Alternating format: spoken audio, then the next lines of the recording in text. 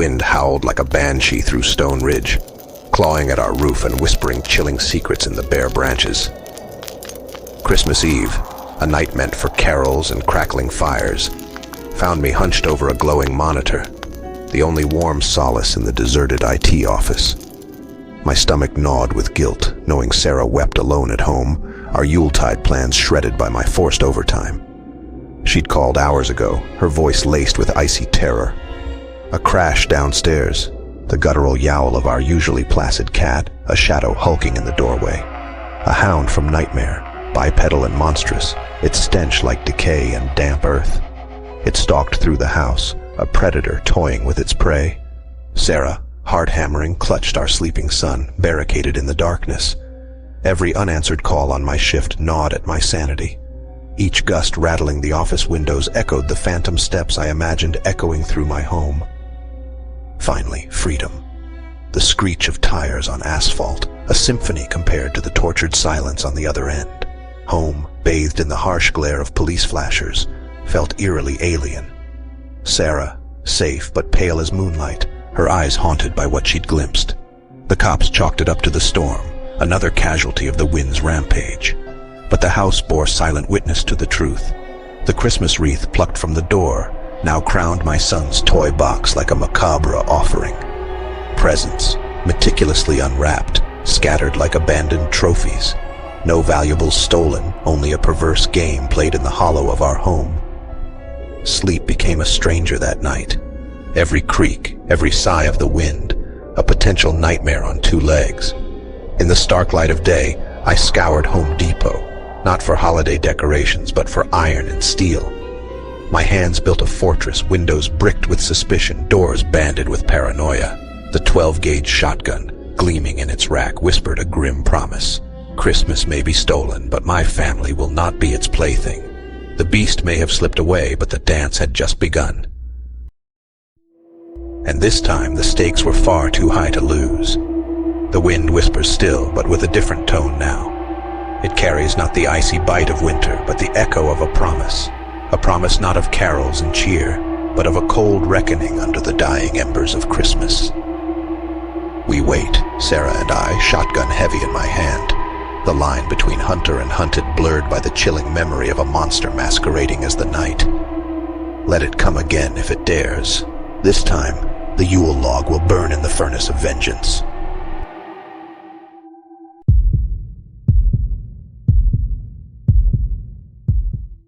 I've been with my fiancé Davis for 3 years. Our relationship began during our freshman year in college, and after just 2 months of dating, we decided to take the plunge and move in together.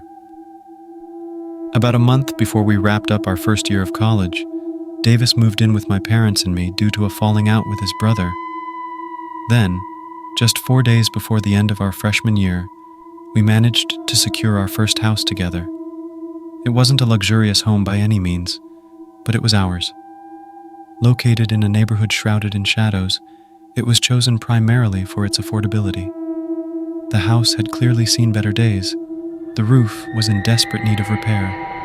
The basement leaked, the windows were shattered, and graffiti covered the siding along the driveway. However, we embarked on a slow journey to make it more habitable. Around 6 months into our new life, inexplicable events began to unfold.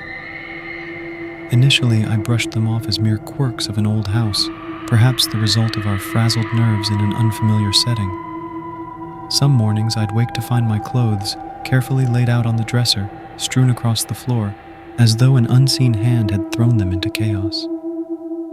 And when I was home alone, chilling sounds echoed through the house, the creaking of hallway floorboards, footsteps that seemed to tread where no one should be. These eerie incidents always happened when I was alone, and sometimes I'd glimpse fleeting shapes out of the corner of my eye, only for them to vanish when I turned to confront them. I kept these unsettling experiences to myself, fearful that Davis would dismiss them as mere figments of my imagination. However, the final straw came when I spotted Davis standing in the dark bedroom, his silhouette hauntingly framed by the hallway's dim light.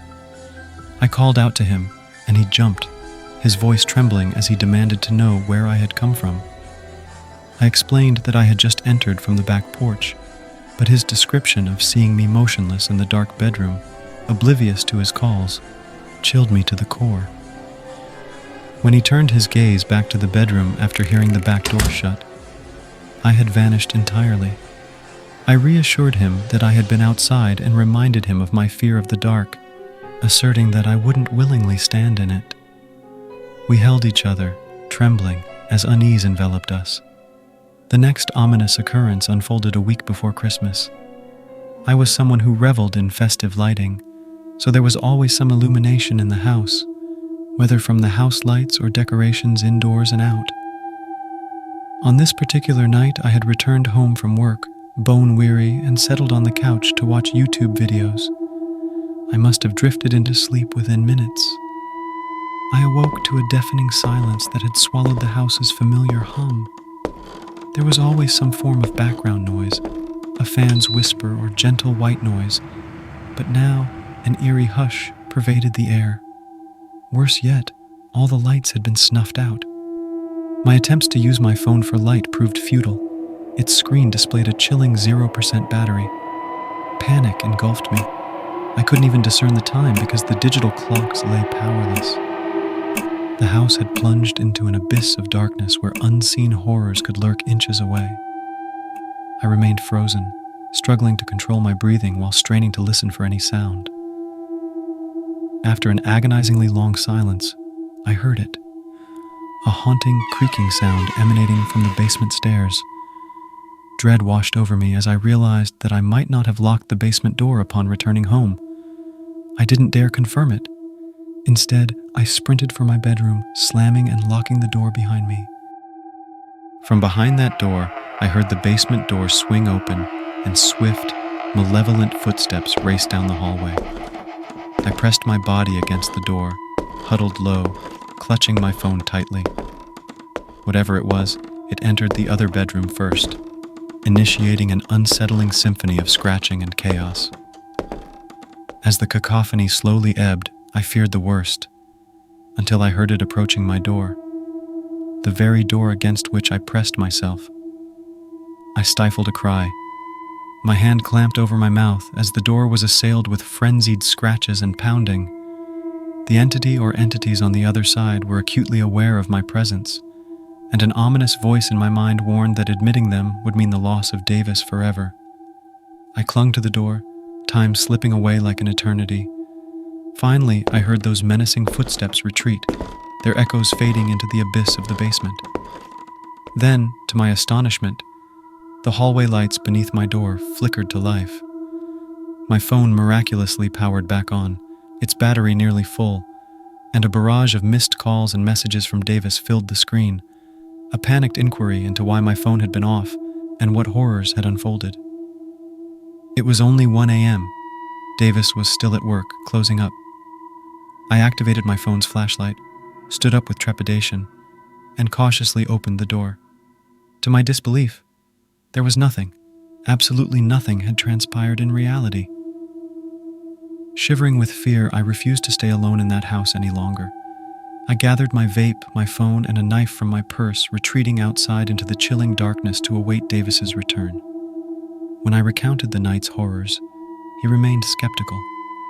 Nonetheless, I couldn't escape the gnawing fear that an insidious presence lurked within our home. Regrettably, that night was not the end of my torment. On Christmas Eve, I waited in my car, wrestling with my dread until I mustered the courage to enter the foreboding house. As I ventured inside, I found myself engulfed in an overwhelming blackness, and a cold shiver ran down my spine. I lit 3 candles, activated flashlights, and clutched Davis's air rifle, determined to confront whatever malevolence awaited me. It was an ominous prelude to the impending horror. Around 11:55 p.m., the house quivered with a cacophony of running footsteps and violent pounding on the windows and doors. I had deliberately left one door unlocked in the kitchen, anticipating the onslaught. Suddenly, the back door burst open, and an enigmatic figure darted into the kitchen. I fired the air rifle, and the figure crumpled to the floor, moaning in agony. Only then did I realize it was Davis, who had returned home early to surprise me, though he lay there cursing me, bewildered by the chaos. Yet when I questioned him about the sinister commotion outside, he vehemently denied any involvement. From that point on, my resolve solidified. I was determined to be prepared for whatever malevolent force plagued our home, unyielding in my quest to unearth the sinister secrets lurking within its walls. As we bid farewell to the harrowing tales of the Christmas hunter and a Christmas Eve lurker, an unsettling chill lingers in the air, a reminder of the inexplicable and the uncanny that can infiltrate our most cherished holiday moments. These true stories unveiled the shadows lurking beneath the festive veneer, revealing the ghastly encounters that tiptoed through the sacred silence of Christmas Eve. From the terrifying predator that invaded a home to the inexplicable horrors that haunted the corridors of another, these tales beckon us to peer beyond the shimmering lights of the season. Let these eerie tales serve as a reminder that the holiday glow can often cast long shadows, hiding mysteries that lurk just beyond our perception. As we navigate the joyous celebrations, may we hold fast to the light of awareness and caution amidst the warmth of our festive gatherings. This is your host Old Nicholas Black, bidding you a vigilant and safe journey through the holiday season. Cherish the joy, but remain mindful of the enigmatic whispers that may linger in the corners of your Christmas night. And if you have your own spine-tingling Christmas story to share, we'd love to hear it. Drop your experiences in the comments below and be part of our community of chilling storytellers.